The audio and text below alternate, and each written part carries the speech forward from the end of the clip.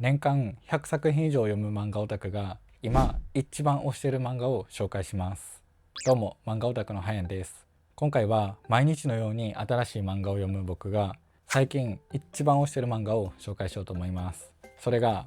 こちらです。金田るい先生の黒歴史クラブです。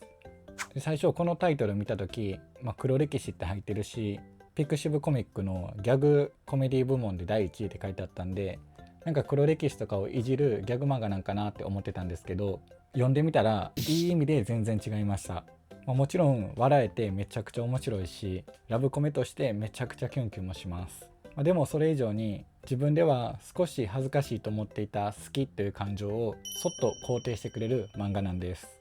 今回ありがたいことに作者の金田るい先生と出版社の方にご協力いただいてページの使用許可をいただいたので、一部ページも使わせていただきながら紹介します。本当にありがとうございます。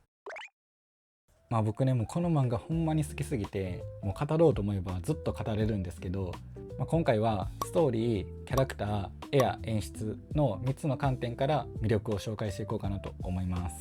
まず簡単にどんな漫画なのかというと、主人公は中学2年生の女の子アリサ・エレナ。エレナは妄想が大好きで自分だけのキラキラした世界を持っています。そんなエレナの前に現れるのがエレナの妄想の世界にいた王子様にそっくりなクラスメイトの男の子の友枝作くん。この2人が出会ってお互いの好きなものに触れながら少しずつ距離を縮めていく青春物語です。ということで魅力を順番に語っていくんですけど、まず1つ目、ストーリーですね。僕がこの漫画の一番好きなところは黒歴史を笑うんじゃなくて好きでいる気持ちそのものを肯定してくれるところです。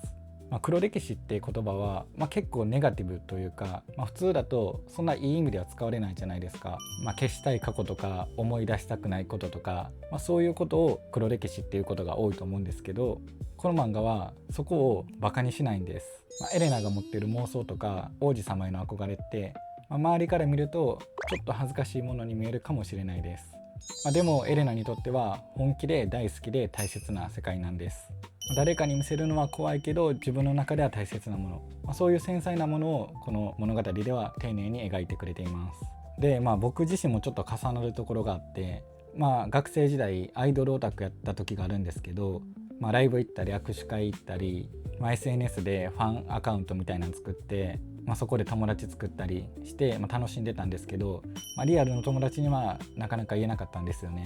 っていうのも思春期真っただ中だったんで、ちょっと周りに言ったらどんな反応されるんかなとか惹かれへんかなってちょっと怖くて、だからリアルラジオとなかなか言いなかったんですよね。この漫画って隠してた好きっていう感情を笑うんじゃなくて、それってあなたにとって大切なものだったんじゃないのって言ってくれる感じがするんですよね。そう思わせてくれるのがこのストーリーの魅力かなと思います。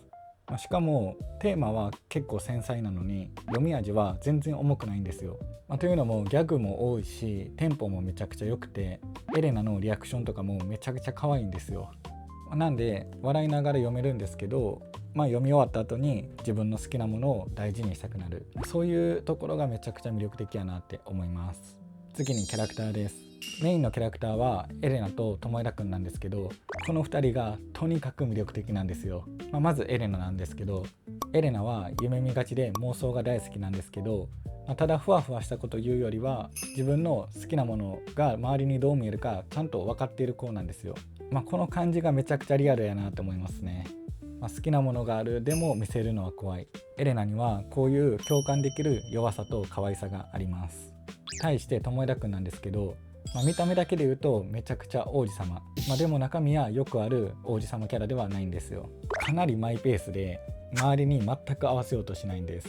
周りに何を言われようと自分の好きなものは好きっていう性格で芯があって好きなものにまっすぐなんですよね。そこがめちゃくちゃかっこいいなって思いますね。僕はエレナには結構共感するところがあるんですけど、友枝くんはなんか逆に憧れるなって感じですね。自分もこうなりたかったなっていう、かっこいいなっていう存在です。2人とも自分の好きな世界を無理に押し付けようとせず、でもお互いの好きなものには興味を持っていくっていう、この2人の関係性がめちゃくちゃ最高なんですよね。お互い相手の好きなものに触れて距離が少しずつ縮まっていく感じがもう見てて尊いしめちゃくちゃ最高です。エレナは友枝くんと出会って自分の好きなものを少しずつ肯定できるようになっていって、友枝くんもエレナと出会って自分の好きなものを誰かと共有する楽しさに少しずつ気づいていくんですよ。どちらか一方が救われるっていうわけではなくて、2人がお互いに影響し合っていく感じがめちゃくちゃ素敵やなと思いますね。で、僕特に好きなシーンがあるんですけど、1話の最後の方でお互いの趣味のことを言い合って、これから2人で集まって自分たちの好きなことをしようよっていう流れになるシーンがあるんですけど、エレナは自分の趣味が周りから見るとちょっと幼稚だと思われてるっていうのも理解してるから、最初はちょっと戸惑うんですけど、でも友枝くんが、周りから見ると幼稚って思われるかもしれないけど、でも僕たちはそれにワクワクしてるじゃんっていうシーンがあるんですよ。ワクワクしてるっていう理由だけでそれを好きで居続けるのはダメなのみたいな、そういう自分の中で隠していた好きな気持ちを全肯定してくれるシーンがあるんですよ。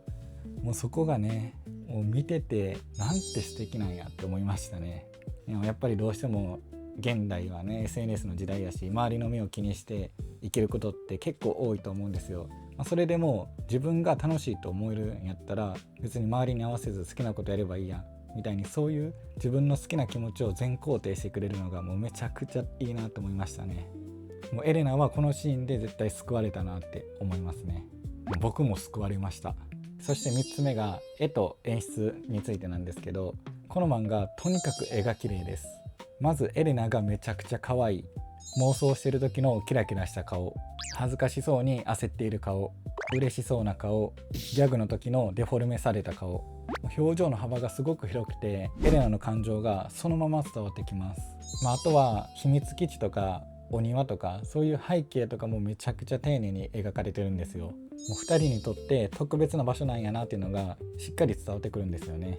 とにかく絵が綺麗やから黒歴史が宝物のように見えてくる。もうモノクロやのに鮮やかというか、もう眩しいんですよね。もう漫画なんだけど映画見てる感じでもう感動しましたね。もうタイトルにはもう黒歴史って書かれてるのに、もうその黒歴史が画面の中ではめちゃくちゃキラキラして描かれてるんですよ。絵の力で作品のテーマがちゃんと伝わってくるのがこの漫画の魅力ですね。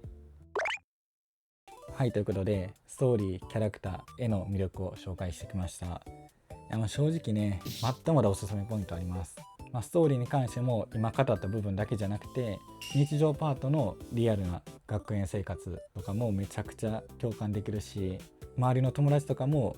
こういう子おったなみたいな共感できる部分めちゃくちゃあって、もうほんまに全員に読んでほしいですね。多分共感できるところたくさんあると思います。でキャラクターも今回はメインの2人紹介したんですけど、他にも魅力的なキャラクターもどんどん登場していくんで、もうぜひね読んでほしいですね。もうぜひこの動画見終わった後読みに行ってください。とにかく僕はこの漫画の良さを誰かと語りたい。もうぜひね読んでくれた人はこの動画のコメントでもいいし、僕の SNS の DM とかでもいいんで、もう感想を言ってきてください。もうめちゃくちゃ語りたいです。実は6月12日に2巻が発売されます。めちゃくちゃ嬉しい。もうずっと待ってました。もう2巻まだかなって毎日のように思ってました。もうそれぐらい好きな作品なんで。でこの動画が6月11日に投稿予定なんで、もう明日ですね、第2巻が発売予定ということで、もう今のうちに1巻読んで、もう皆さん明日に備えましょう。もう1話試し読みでもいいんでとにかく読んでほしい。僕がどれだけ魅力を語るより自分で読む方が絶対にこの漫画の良さは分かると思うんで、もうぜひ自分の目で確かめてほしいです。で、明日2巻発売ということで、僕は読む用と、保存用で2冊は買うかな。いやもうそれぐらい大好きな作品なんですよ。もうこんなに漫画読んでて、もう毎日のように漫画読んでる僕がもうこんなに推してるっていうことは、もうほんまに大好きなんやなっていうのが伝わると思います。はい、もうほんまにそれぐらい大好きです。はい、ということで今回は黒歴史クラブの紹介でした。最後に改めて、紹介するにあたってページの使用許可をくださった金田瑠衣先生と担当者の方、本当にありがとうございます。はい、ということで少しでも黒歴史クラブ読みたくなったよっていう人は高評価、チャンネル登録、ハイプもよろしくお願いします。もうこの後すぐ読みに行ってくださいね。でその後動画のコメントとか僕の SNS の DM に感想をお待ちしてます。ということで本日もご視聴いただきありがとうございました。